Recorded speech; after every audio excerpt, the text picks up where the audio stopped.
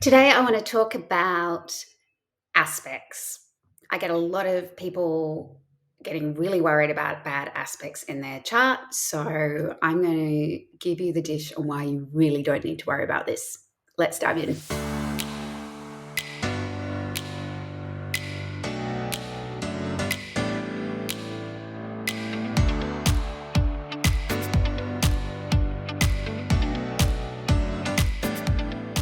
Okay, so I often get clients asking me about bad aspects in their chart. They say, I've got a lot of bad aspects, and they're really worried and concerned about all of that.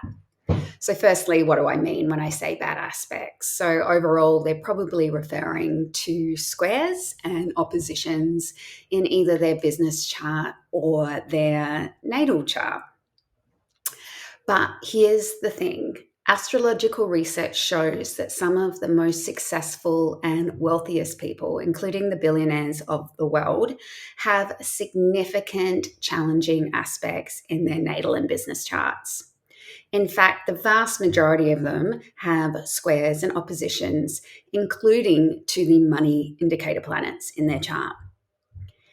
This is because a chart that purely had conjunctions and trines and sextiles, for a start, they're incredibly rare, incredibly unusual to find a chart like this.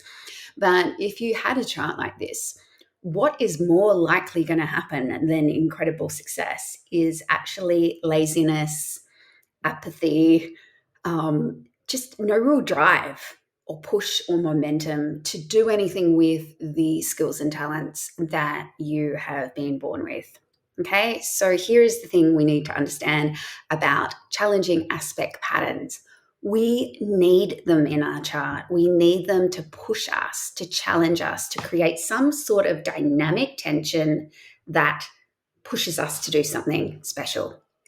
So I have a saying that goes along the lines of turn your squares into stairs and your oppositions into opportunities. Okay, so it's all about working with our squares and oppositions in our chart. So let's take a little look at an example from my natal chart. Okay, so this is my natal chart, and if you take a look at this, you can see that we have a heap of red lines here, and I've still been very successful in my life. So, in particular, I want to talk about this Mars squaring Jupiter in the first house. So, Mars square Jupiter on the negative side can create difficulties with expansion. Okay, so my Jupiter in the first house wants to be free and roam and explore.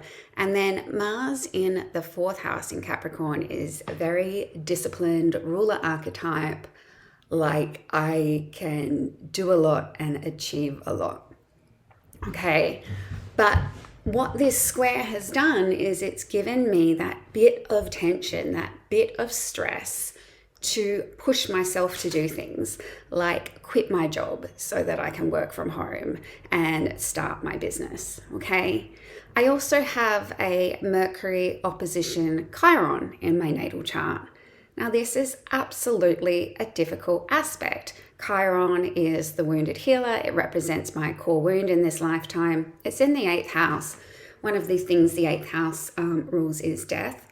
I've since a small child had a particular type of death phobia, and I also had a boyfriend die at a very young, tender age, and it was extremely traumatic for me.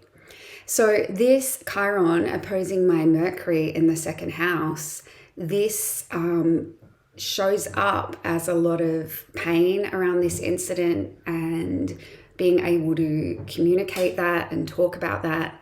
But also what this opposition has created, the opportunity this opposition has created, is the death of this boyfriend actually pushed me into a spiritual awakening. It pushed me to think about what I believed in, to find a belief system that I aligned with. And that belief system is astrology, which I now teach using my Mercury in the second house of strengths and talents to create resources. I also call the second house our entrepreneurial house. So again, this opposition in my chart, whilst it really is connected with a very painful experience. I have really turned this painful experience into something that has become a really positive thing in my life. Of course, I still wish he had never died, but I think it's really important to try and do something good from the painful things that happen to us. Okay, I've also got my Mercury in the second house squaring my North Node up in the 11th house. So I think my Mercury would be happy just to sit and write and create all day. But there is this square up to this North Node imperative of showing up in community and teaching. And again, this creates that challenge of no, you can't just write, you can't just create, you need to show up as well. Okay, so I could go into more depth about the red aspects in my natal chart, or the challenging aspects, so to speak. But I just wanted you to understand that challenging aspects should not be considered a bad thing. We all have them in our natal chart. I'm yet to have a client with no oppositions or squares in their natal chart. So understand that we all have them, and what's important is that we turn our squares into stairs and our oppositions into opportunities. So I hope this has helped you to feel better about your own chart. And so next time you look at your chart, I want you to ask yourself the question, what is the opportunity from this challenging aspect? And how can I use this tension to help push me forward? So next time you look at your chart, don't let yourself feel bad about the red lines on your chart, and actually think about, how does this aspect actually help me to achieve the things that I achieve in my life?